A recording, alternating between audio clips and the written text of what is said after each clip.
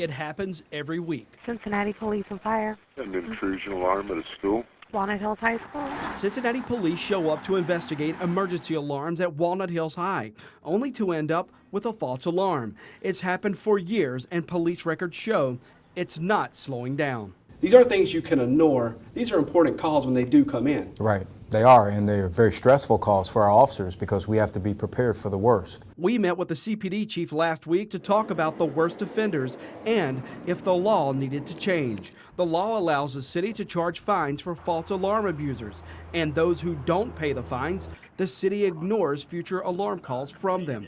That's not the case for Cincinnati Public Schools. The law won't allow the city to charge CPS, the city's worst false alarm violator. On the flip side of that, the public schools, there's no penalty when they violate this ordinance. Does something need to change? I don't think anything needs to change when it's another city entity. We asked Blackwell if he knew who the city's top false alarm violators are. He did not. Blackwell's tune changed when we told him the problem CPS has caused his officers with 3,500 false alarms since 2011. 3,500 alarms is getting pretty close to a third of your false alarm burden. If CPS wasn't on this list, that drastically changes the landscape of this problem.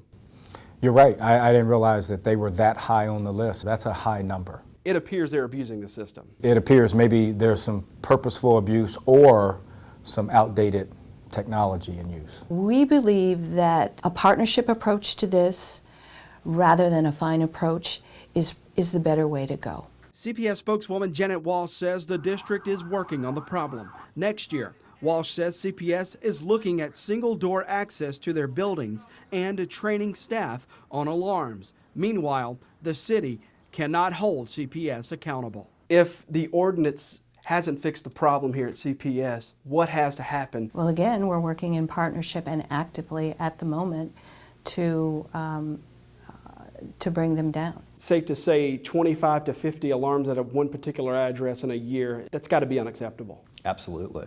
The city admits in some cases fines have not worked. The second highest false alarm abuser is PNC Bank. Despite paying fines, it's still second to CPS in false alarms.